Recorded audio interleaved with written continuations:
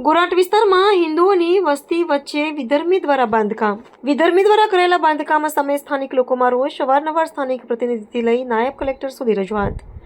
અશાંત ધારા છતાં વિધર્મી દ્વારા કરાયેલા બાંધકામનો વિરોધ. અશાંત ધારા કાયદાનું ઉલ્લંઘન થતું હોવાનો આરોપ. ગોરાટ હનુમાન મંદિરની લગોલગ પ્રોપર્ટી ઊભી કરાતા ભારે રોષ.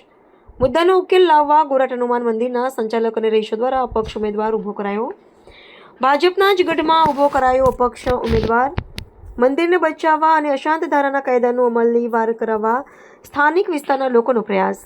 વિધર્મીઓ દ્વારા બીભત્સ ગાળગલોચ કરતા હોવાની પણ ફરિયાદ. બાળકોના ભવિષ્યની સ્થાનિક લોકોની ચિંતા, જેના પગલે મંદિર અને તેની આજુબાજુની સોસાયટીઓમાં લાગ્યા બેનર. ગોરાટ બચાવો, ગોરાટ બચાવો. ગોરાટ હનુમાન મંદિર બચાવી શકતા હોય તેવા નેતાઓને વોટ માંગવા આવો.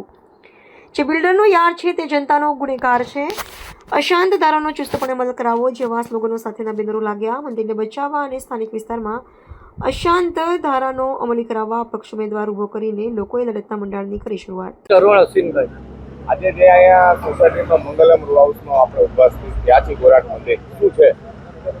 આ મંગલમય સોસાયટી ગોરાટ હનુમાન મંદિરની બાજુમાં જ આવી છે અને ત્યાંથી મેં ઉમેદવારી પત્રક ભર્યું છે. અપક્ષ ઉમેદવારી નોંધાવવાનું કારણ શું? અપક્ષ ઉમેદવારી કે અમે અહીંયાથી ચૂંટાઈને ઉપર જશું તો ઉપર અમારું કોઈક સાંભળશે, નહીં તો અત્યાર સુધી એવું થતું હતું કે જે ભાજપને મત અપાવી વિજય બનાવ્યા તો એ લોકો અમારું કોઈ કંઈ જ સાંભળતું નથી. કઈ પ્રકારે અમે રજૂઆતો કરી હતી, નિરાકરણ નથી આવ્યું, અપક્ષ ઉમેદવારી નોંધાવી છે, શું કીધું?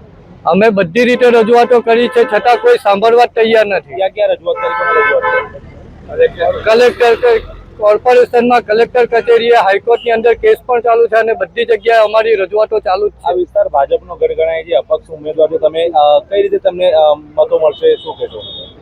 બસ અમારે હિન્દુઓએ અહીંયાથી પલાયન થવું નથી, એના કારણે મેં આજે આ અપક્ષ ઉમેદવારી નોંધાવી છે. જો તમે ચૂંટાઈ આવશો તો શું કરશો? અમે છૂટા અમે આ જે રાજહંસ યુનિકાના નામે પ્રોજેક્ટ ચાલે છે એ પ્રોજેક્ટનો ખુલ્લો વિરોધ કરશું. અસંધારા લાગુ છે? લાગુ છે.